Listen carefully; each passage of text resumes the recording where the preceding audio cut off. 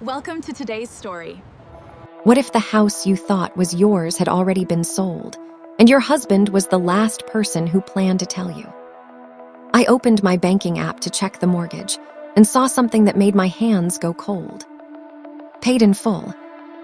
I hadn't paid it off early, and Ethan hadn't said a word. I clicked into the transaction history and found a deposit for $660,000. Memo, final payment for home sale. I just stared at the screen. Our house had been sold. And somehow, I was the last person to know. My name was the only one on that deed. The down payment had come from my parents. When I bought the place before I got married, my dad had just gotten out of heart surgery, and he still dragged himself to the bank to wire the money. My mom emptied out her savings to help me cover the rest. "This house goes in your name," she told me. "A woman needs something solid under her feet." Now it was gone. I didn't call Ethan again right away. Instead, I pulled up the county property records site and entered the parcel number. The page loaded. Ownership status, transferred. Transfer date, February 18, 2026. It was March 11. That meant my house had been transferred 3 weeks ago, and I hadn't known a thing. I stood in the living room and looked around. I had picked the couch. I had chosen the curtains. I had bought the dishes one piece at a time. Our wedding photo was still hanging on the wall, Ethan smiling in that easy way of his. For the first time, his face looked like a stranger's. I still didn't cry. I texted my best friend, Rachel. She was a divorce attorney. "You free? Need legal advice?" She answered instantly. "What happened?" I typed, "If a house was bought before marriage, deed is only in the wife's name, and her parents paid the down payment, but the couple paid the mortgage together after marriage. Can the husband secretly sell it?" Rachel sent back one word. "What?" Then a voice memo. I played it. "If the house is separate property and the deed is only in your name, he has no right to sell it. If he forged your signature or used a fake power of attorney, that sale can be challenged. Depending on how he did it, this could be fraud. Don't panic yet. Tell me exactly what's going on." I stared at the message for a long time before replying. "I'll call later." Because first, I needed to know why he did it. And where the money went. That night, Ethan came home at 9. He walked in, kicked off his shoes, and looked at me sitting on the couch. "You eat yet?" he asked. "Yeah." He went into the kitchen, opened the fridge, grabbed a bottle of water. Completely normal, like every other night of our 3-year marriage. I watched him. "Ethan." "Yeah." "Is there anything you need to tell me?" He unscrewed the cap and took a sip. "No, why?" His face was calm, too calm. No stammering, no guilt, no panic. Either he was a phenomenal liar, or he truly didn't think he'd done anything wrong. "Nothing," I said, "just asking." He smiled a little. "You're acting weird tonight." Then he went into the bedroom. I sat there listening to the shower run, then reached for the phone he'd left on the coffee table. No passcode, he'd never used one. In 3 years, I had never gone through his phone. Not once. That changed that night. I opened Venmo first, then bank transfers. 3 pages in, I saw the name. Chloe Bennett. Transfer, $68,000. Date, February 20, 2026. 2 days after my house was transferred. I kept scrolling. 40,000. 27,000. 14,000. 14,000. 7,000. 7,000. On and on. The earliest one dated back to April 2023. Ethan and I got married in January 2023. That meant 3 months after our wedding, he had started sending money to Chloe. I added it up in my head. A little over 120,000. 3 years. More than 120,000. I set the phone down. I knew that name. Chloe Bennett was his college girlfriend. The one he had once mentioned in that casual, dismissive tone men use when they want you to think someone means nothing. "We broke up after graduation," he'd said. "Haven't talked to her in years." Haven't talked to her in years. More than $120,000 later, that line felt insane. The shower stopped. I put the phone back exactly where it had been. He came out toweling off his hair. "You coming to bed?" "In a minute." He looked at me, then shut off the light. He fell asleep fast. I lay there in the dark, eyes open. Next to me was a man I had slept beside for over 1,000 nights. He had secretly sold my house. He had been funneling money to another woman for years.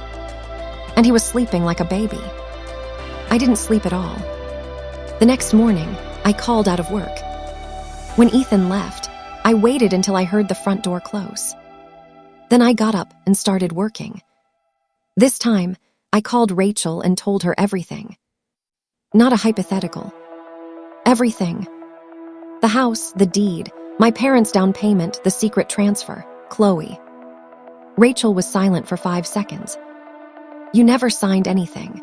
No listing documents, no closing authorization, no power of attorney." "No. No e-signatures." I didn't know any of this was happening. "Then how did he transfer title?" she said, and now she sounded angry. "If the property is only in your name, there had to be fraud somewhere.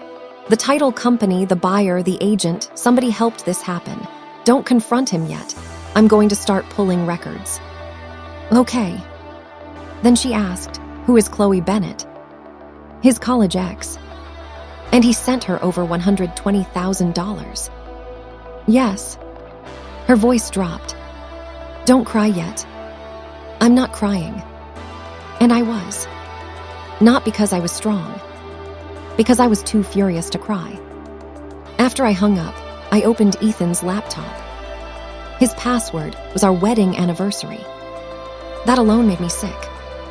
I logged into his messages and email and searched Chloe's name. The most recent text had been sent the night before. "When is the surgery scheduled?" Ethan had written. Chloe replied, "Next Wednesday. Thank you, Ethan." He wrote back, "Don't thank me. Just focus on getting better."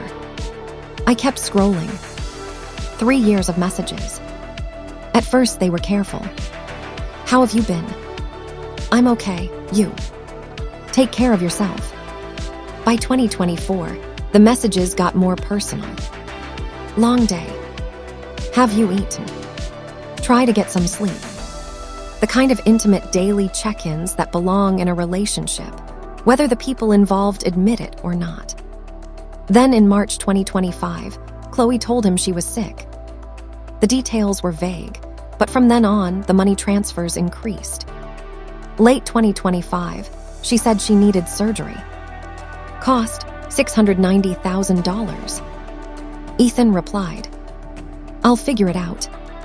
Then I found the message that made my whole body go rigid. January 15, 2026. Ethan wrote, "The house is listed. Realtor says we can get over $700,000 if it moves fast." Chloe answered, "What if your wife finds out?" He replied, "She won't. I've been making the mortgage payments. I'll handle the deed." I stared at those words. I'll handle the deed. He knew perfectly well the house was mine. He knew he had no right to sell it. And he did it anyway. I kept reading. Early February. "Did they find a buyer?" Chloe asked. "Yeah, friend of a friend. Price is set at $660,000. Closing end of month." Then, "What about your wife?" His reply, "I told the realtor I'd get someone to sign for her. She never checks this stuff." Someone to sign for her. He had someone impersonate me. Forge my name. I started taking screenshots. Every message, every transfer, every email. I sent copies to a new private folder and backed them up. Then I found an older message. April 2023. The first day they reconnected. "Long time no see," Chloe had written. "Yeah, Too long, Ethan answered. April 2023. 3 months after our wedding. And that date triggered another memory. June 2023. I had been 8 weeks pregnant. Ethan sat me down and said, "Now isn't the right time for a baby. We're stretched too thin already. The mortgage is killing us. Let's wait." I didn't want to wait. I was 30. We had tried for months. But he kept saying we couldn't afford it. My mother went with me to the clinic. She cried in the waiting room. I didn't. I told myself Ethan was being practical, that we were doing the responsible thing. Now I pulled up the transfer log for June 2023. That same month, he told me we couldn't afford our child. He sent Chloe $2,700. Same month, he said we couldn't afford a baby. Same month, he was sending money to another woman. I closed the laptop and walked onto the balcony. The sun was bright. Someone below was walking a golden retriever through the courtyard. Everything looked quiet, normal, untouched. I stood there for a long time. Then I texted Rachel. He forged my signature. I have screenshots. She answered immediately. That bastard, don't do anything yet. I'm getting buyer info. He's not getting away with this. At that point, less than 24 hours had passed since I saw the mortgage marked paid. And already, I knew 2 things for sure. First, my husband had secretly sold my house and sent the money to his old girlfriend. Second, he had never stopped being involved with her. But I also knew that still wasn't the whole truth. I needed more. And I needed patience. Rachel moved fast. On the 3rd day, she sent me the buyer information. The property had been transferred to Nathan Bennett. Same last name. I texted back immediately. Look up Chloe Bennett's family. A few minutes later, she sent a screenshot. Parents, 1 older brother. Nathan Bennett. The buyer was Chloe's brother. That meant this wasn't some random sale. It was planned. From the beginning. Ethan sold my house, Chloe's brother bought it, and the money ended up with Chloe. The whole thing was coordinated. Rachel called me. "This is worse than I thought," she said. "This isn't just unauthorized sale of separate property. This looks like collusion to transfer your assets through a related party. Potential fraud, civil and possibly criminal." I know. What are you going to do? Not yet. What does that mean? It means I'm still digging. Rachel didn't argue. She knew me. I worked in finance. I trusted numbers more than people because numbers didn't lie. So I started building a record. I acted normal around Ethan.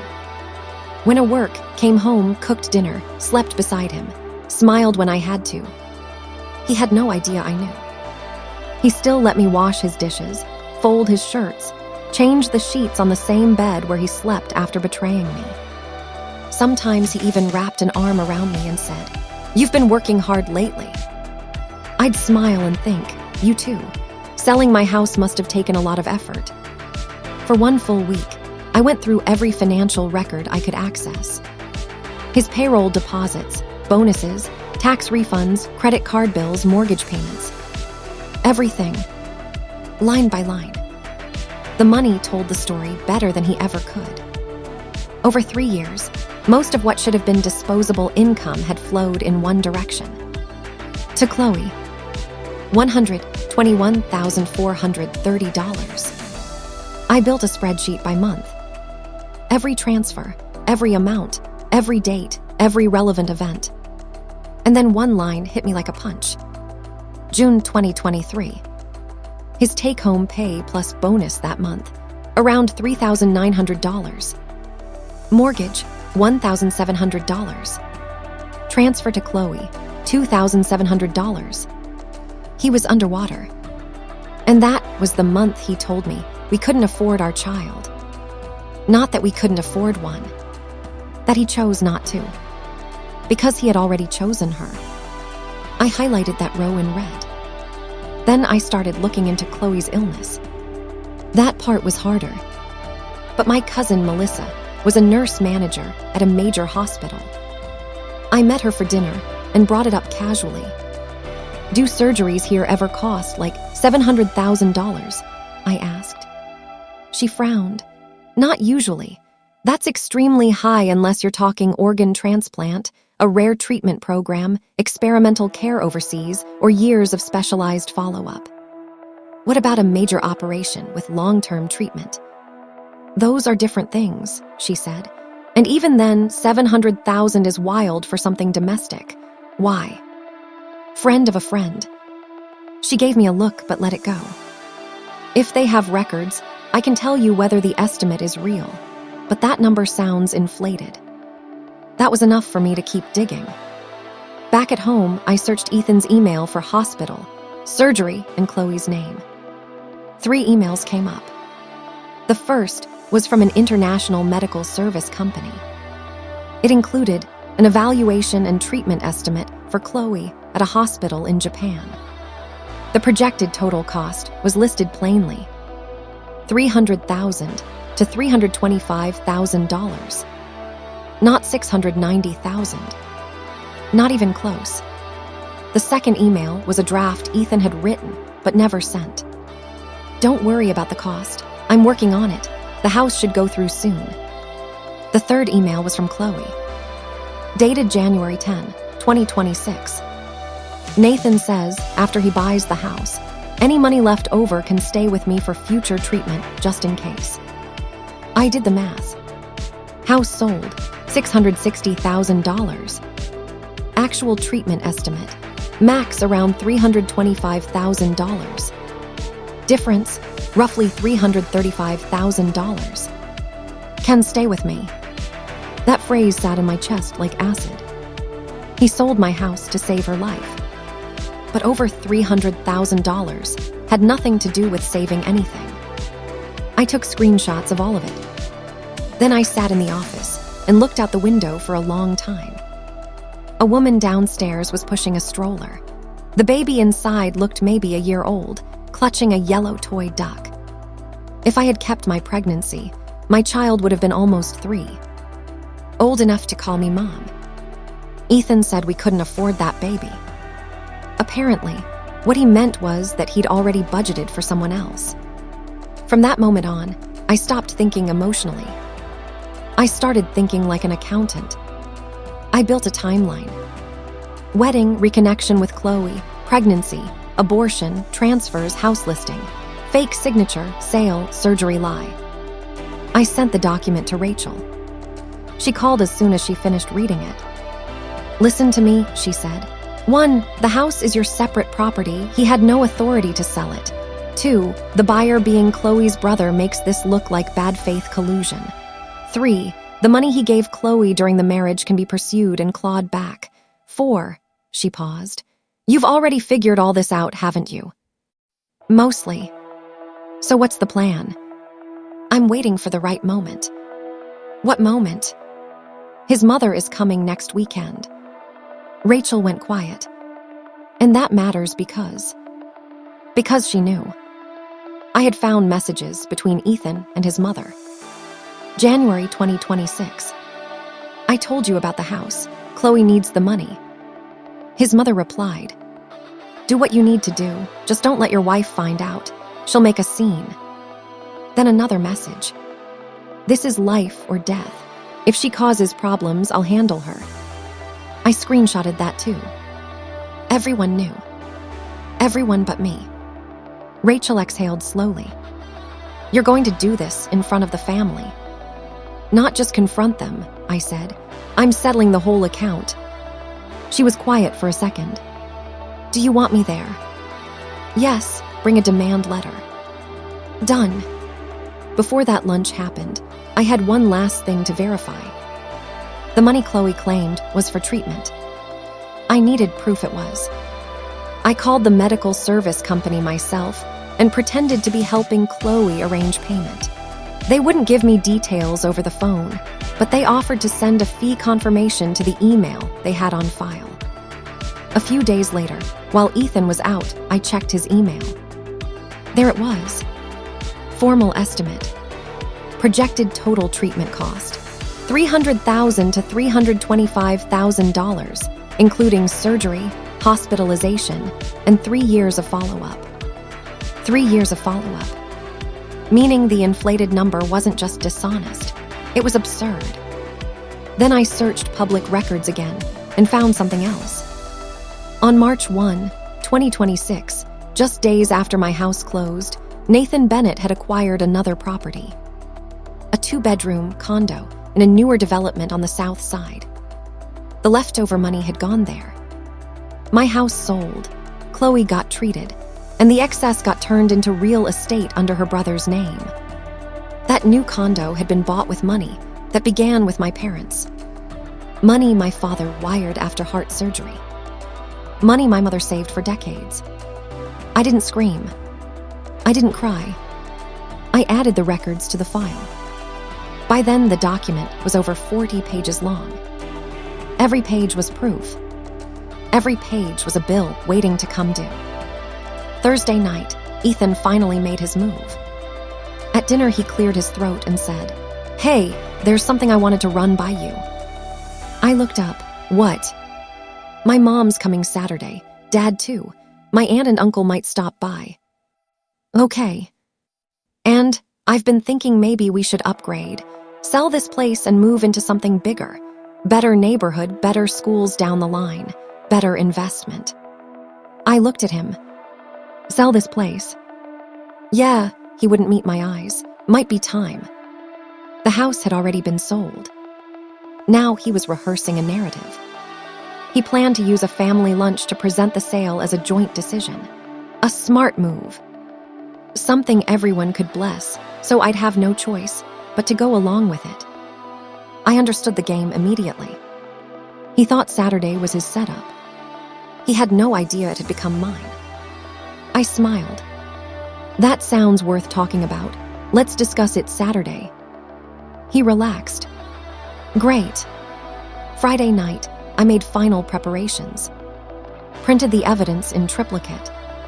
Transfer records, messages, property records, medical estimates, emails, timeline, everything tabbed and highlighted. I also put a full backup of the texts on a flash drive in case he tried to claim the screenshots were fake. Saturday came.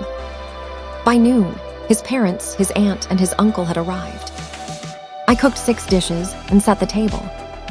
His mother sat in the living room the whole time, never once offered to help. At one point, I heard her whisper to the aunt, "Whatever Ethan says later, go along with it." Go along with it. Perfect. We sat down to eat.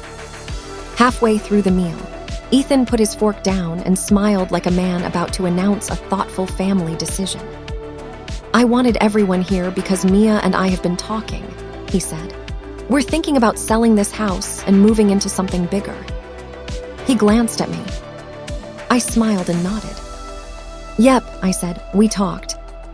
He continued. "A friend connected me with a buyer. Good price. I'd like to get the paperwork started soon." Soon.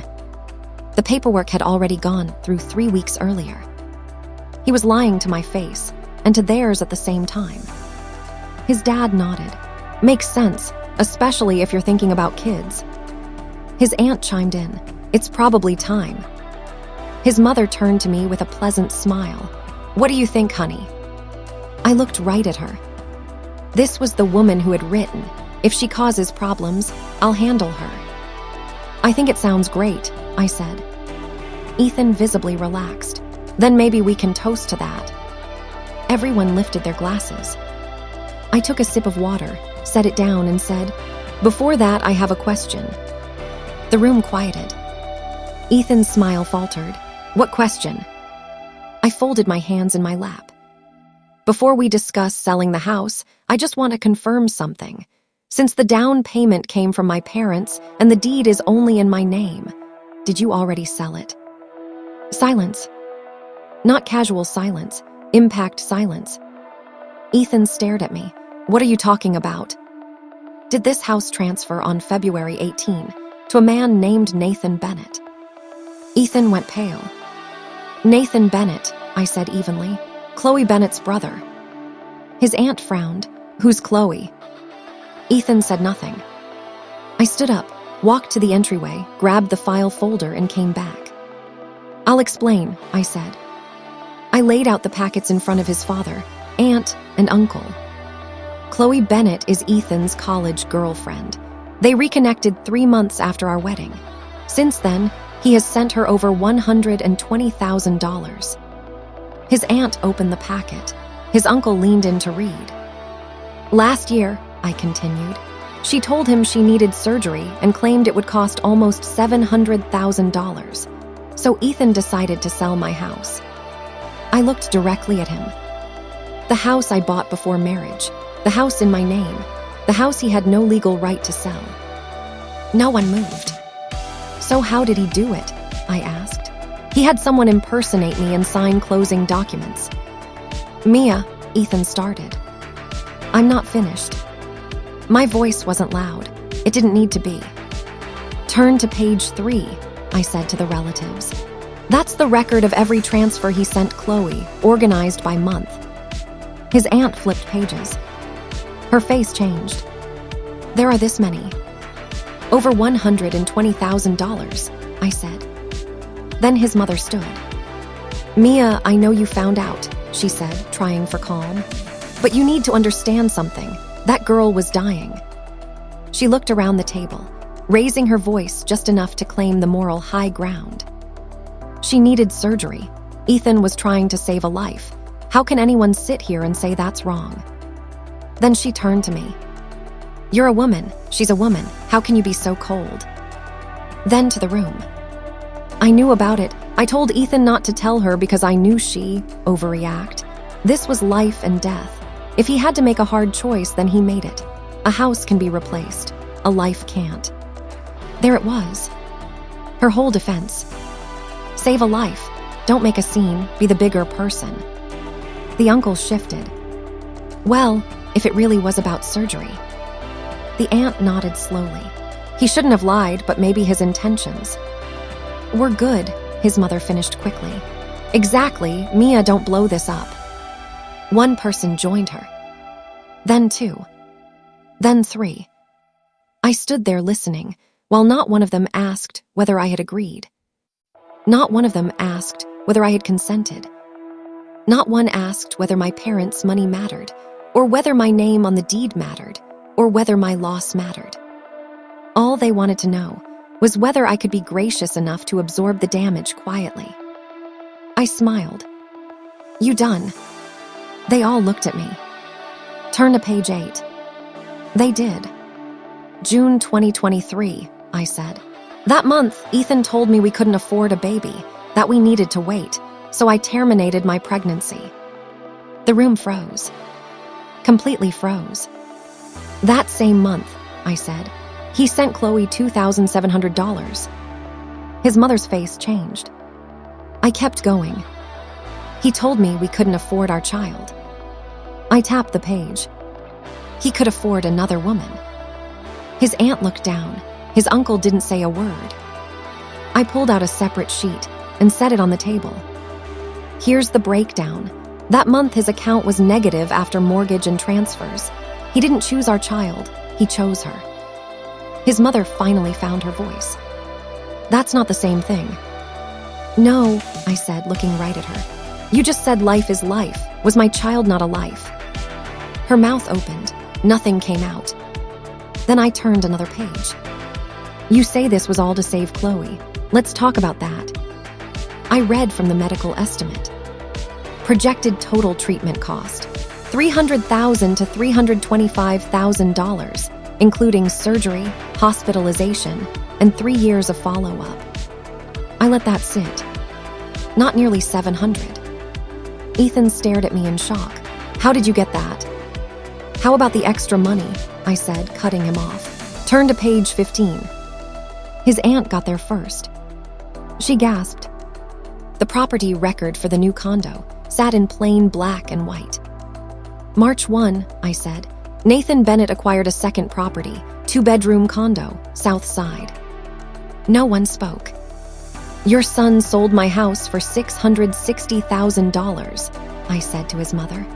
"Chloe's actual treatment topped out around $325,000. The rest went into a new property under her brother's name. I looked at each one of them in turn. My father wired the down payment for that house after heart surgery. My mother gave up her savings for that house. And that money ended up buying Chloe Bennett a condo. I turned back to Ethan's mother. Still want to call that saving a life? Her hands started shaking. She looked at Ethan. You told me all of it was for treatment. He didn't answer. Mom, I didn't know she bought a condo. You didn't know. I pulled out the email. After Nathan buys the house, any money left over can stay with me for future treatment. I held it up. She sent that to you. He went silent. Then the doorbell rang. I went to answer it. Rachel stood there in a navy suit, leather briefcase in hand. Perfect timing. She walked in, looked at the table full of stunned faces, and said, "Good afternoon. I'm Mia's attorney, Rachel Carter." Then she opened her briefcase and took out 2 documents. The first she placed in front of Ethan. This is a formal demand letter regarding the unauthorized transfer of Ms. Dawson's separate property through forged signature and fraudulent closing conduct. We are pursuing immediate action to void the transfer. The second landed beside it. And this is a divorce settlement proposal. No one breathed. Rachel continued, calm and surgical. My client is seeking return of the property, full recovery of marital funds transferred to a third party without consent, and expedited dissolution of the marriage. If Mr. Cole refuses, we will proceed with civil claims and recommend criminal referral based on forged execution of real estate documents. Finally, Ethan's father spoke. Very quietly. Ethan, he said. Ethan looked up. Sign. Ethan didn't sign right away. He looked at me, eyes wet now, voice cracking. Mia, I know I was wrong, but I didn't cheat on you, not like that. Chloe and I weren't, there wasn't anything physical. She was sick. I couldn't just let her die. I cut him off. It does not matter what you call it. My voice stayed flat. You stole my house. You pressured me into ending my pregnancy. You gave my parents money to another woman. That's enough. He started crying. I watched him. 3 years earlier, I'd wanted to cry too.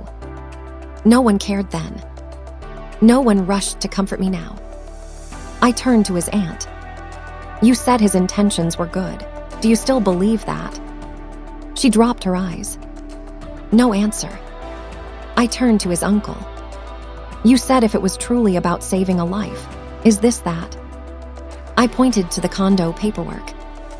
He shook his head slowly. No. Then I turned to his mother. Earlier you said, if she causes problems, I'll handle her. I placed the screenshot in front of her. You want to explain how you plan to handle me? Her lips trembled.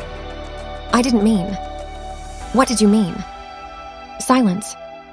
I looked around the room. From beginning to end, all of you knew. You all had your lines ready. Life and death, be understanding. Don't make a scene, be gracious, be mature. I let the words hang in the air. But tell me something. I looked straight at them. Why exactly should I be gracious? No one answered. Over $120,000. My parents' down payment, my pregnancy, my house. I tapped the stack of evidence. You took all of that from me. And now you want me to be the bigger person. I shook my head. No. Then I slid the settlement toward Ethan. Sign. His hand shook. Mia, please, just give me one chance. One chance. I pointed to the timeline. Did you give me a chance in June 2023? He froze. Sign, I said. Or I go to the police. That did it. He picked up the pen.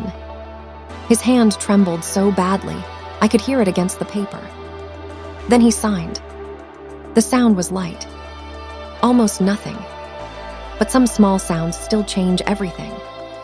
After that, the family left one by one. His father paused by the door and said quietly, "I'm sorry." I nodded. His aunt and uncle couldn't even look at Ethan. His mother was the last to leave. At the door, she turned to him and snapped, "How could you be this stupid? Not cruel. Not evil. Not wrong. Stupid." That told me everything. She wasn't sorry for what he had done. She was sorry he got caught. When the door shut, it was just me and Ethan. He sat on the couch, hunched over, destroyed. "When did you find out?" he asked. 3 weeks ago. His head snapped up. "You knew all this time?" "Yes." "And you acted like you did?" "Yes." "Why?" I looked at him. "Because I needed you to walk into the trap yourself." He stared at me, confused. "That family lunch, that was your setup. You wanted to present the sale like an upgrade, a shared decision, something your family could pressure me into accepting." I stepped closer. "But by then, it wasn't your board anymore." His face drained again. "I waited until your mother came, until your aunt and uncle came, until you said the words out loud in front of everyone." "Why?" he whispered. "Because if it had only been the two of us, you would have cried, begged, claimed you were sorry, and maybe part of me might have softened." I let that sit for a second. "But in front of all of them, there was nowhere for you to run." His shoulders shook. "Rachel would handle the house. The transfer would be challenged and reversed. The money sent to Chloe would be pursued. The divorce would move forward." Then I gave him one last instruction. "Call Chloe," I said. "Tell her the money is gone. Tell her she returns the excess or I make this criminal." He stared at me blankly. "Do you know the most pathetic part of all this?" I said. He didn't answer. "You sold my house for $660,000 to fund a surgery that cost half that." I looked at him hard. "She bought property with the difference." His expression cracked. Not guilt. Shock. He truly hadn't believed she would use him too. "She wouldn't do that," he muttered weakly. "Page 15, I said. "Go look for yourself." He grabbed his phone, opened the property search, and stared. Then the phone slipped out of his hand onto the couch. He didn't pick it up. I looked at him one last time. "You sold my house. You helped destroy my marriage. You helped destroy my child's future before it even began. And what did you get? A woman who used you." I grabbed my bag and walked to the door. "Oh, and one more thing," I said without turning back. "That condo isn't safe either. My lawyer will deal with that." Then I left. He didn't follow me. The divorce moved fast. What was he going to fight, exactly? Forgery, fraud, secret transfers to his ex. Rachel handled the property case. The sale was voided. The house came back to me. The condo bought in Nathan Bennett's name was frozen pending the financial claims. Recovering the marital money Ethan gave Chloe was slower, but Rachel said the evidence was excellent. "You documented this like a forensic accountant," she told me. "Occupational hazard," I said. She laughed. So did I. It was one of the first real laughs I'd had in weeks. The day the divorce was finalized, I went to my OBGYN. not because I was sick, because I needed to ask one question. "In June 2023, I had a termination," I said. "Can I still get pregnant?" The doctor looked through my chart and test results. "We'd need a full workup to know for sure," she said. "But based on what we see right now, there's no obvious reason you can't. Nothing major standing in the way." "Not from the basic exam, no, but let's do the full panel." I nodded. When I left the office, it was raining. Light rain. I stood beneath the overhang and remembered something Ethan had told me back in 2023. "I'll make it up to you someday." I had believed him. Now I knew what his version of making it up to me looked like. He gave my money to another woman. He sold my house. He burned down my marriage. I walked into the rain. It felt good. I called my mother. "The house is handled," I told her. "It's still mine." Then I said, "The divorce is done." She was quiet for a long moment. Then she said softly, "Come stay with us for a while." "I'm okay," I said. "I want to stay on my own." "All right." Then her voice wavered just a little. "Your dad says you did the right thing." That was when I finally cried. Only once. And the rain hit it. 3 months later, I moved back into the house. I renovated almost everything. New couch, new curtains, new dishes, new sheets. I took down the wedding photo. In its place, I hung a painting I picked myself. Blue sky, green field, one tree. No symbolism. I just liked it. Rachel came over for dinner one night. I made 4 dishes. She took one bite and said, "Your cooking somehow got even better." "It was always good," I said. "I was just wasting it on the wrong person." She laughed. Then she gave me updates. "The recovery case for the transferred money goes to hearing next month. We're in strong shape." "Good. The condo will likely be forced into sale once the court sorts the claims. You should recover a substantial amount." "Good." Then she added, "Ethan had someone reach out to me." I looked up. "What did he want?" She gave me a look. "Said he regrets everything, wants another chance." I smiled into my tea. "Where's he living now?" "With his parents, last I heard, alone." "And Chloe?" Rachel shrugged.